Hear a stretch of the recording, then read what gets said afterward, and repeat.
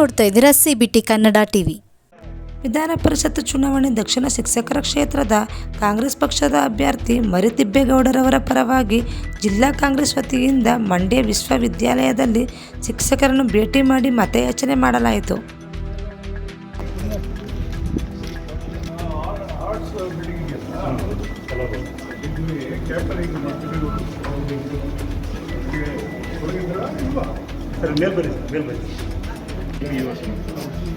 ಇಲ್ಲಿಗೆ ಹಾಕ್ತಿದ್ದಾರೆ ಅವನಿಗೆ ಮಧ್ಯದಲ್ಲಿ ಮಾಡ್ತಿದ್ದಾರೆ ಅಲ್ಲಿ ಎಕ್ಸ್ಟ್ರಾ ಜಾಸ್ತಿ ಇದ್ದಾರೆ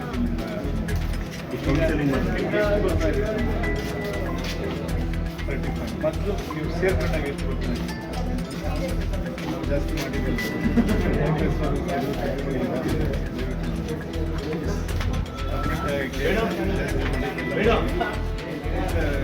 ಭಾಳ ಒಳ್ಳೆ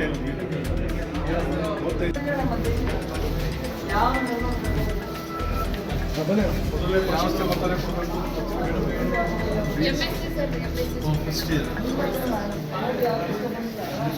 ಚೇರ್ಮನ್ ನಮ್ಮ ಹೌದು ಕೂಡ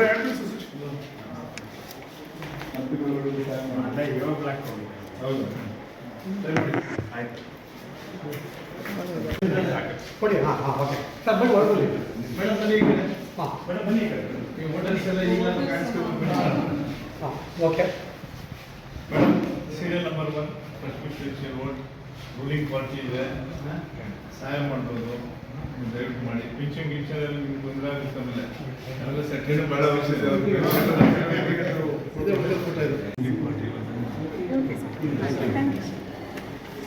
ಅಲ್ಲಿ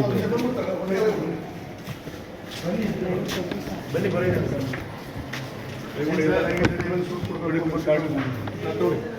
ಮತ್ತೆ ಬೈಗೌಡರು ಮತ ಮಾಡ್ಕೊಳ್ಬೇಕು. ಮೊದಲನೇ ಪ್ರಶಸ್ತಿ ಮತನೇ ಕೊಡಬೇಕು. ಮತ್ತೆ ಬೈಗೌಡರಿಗೆ ದಯಮಾಡಿ ವೋಟ್ ಮಾಡ್ತೀವಿ. ಮತ್ತೆ ಬೈಗೌಡರಿಗೆ ಕಾಂಗ್ರೆಸ್ ಅಭ್ಯರ್ಥಿ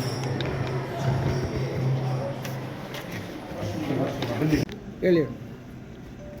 ಕಳೆದ 4 ಅವಧಿಯಿಂದ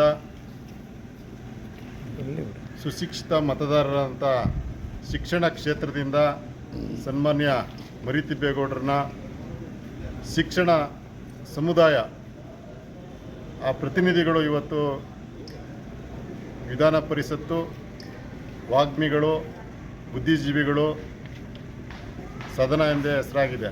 ಅಂಥ ಸದನದಲ್ಲಿ ಕಳೆದ 24 ವರ್ಷಗಳಿಂದ ನಿರಂತರವಾಗಿ ಶಿಕ್ಷಕರ ಧ್ವನಿಯಾಗಿ ಸನ್ಮಾನ್ಯ ಮರಿತಿಬ್ಬೇಗೌಡರು ಕಾರ್ಯನಿರ್ವಹಿಸ್ತಾ ಇದ್ದಾರೆ.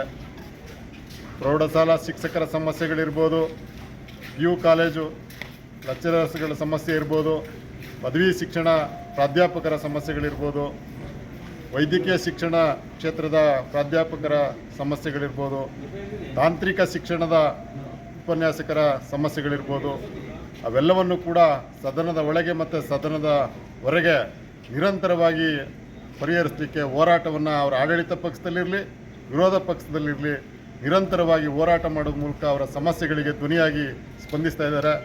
ಅಂಥ ಒಬ್ಬ ಶಿಕ್ಷಣ ತಜ್ಞರನ್ನು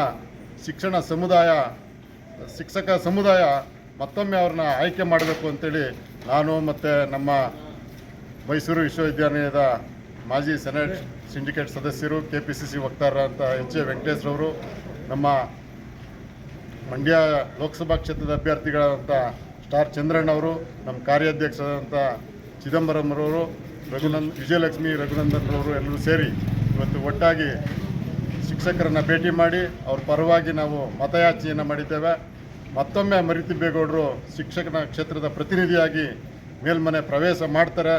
ಶಿಕ್ಷಕರು ಅವ್ರ ಪರವಾಗಿದ್ದಾರೆ, ಅವರ ಕೈ ಹಿಡಿತಾರೆ ಅನ್ನುವಂಥ ಒಂದು ನಂಬಿಕೆ ನಮಗಿದೆ.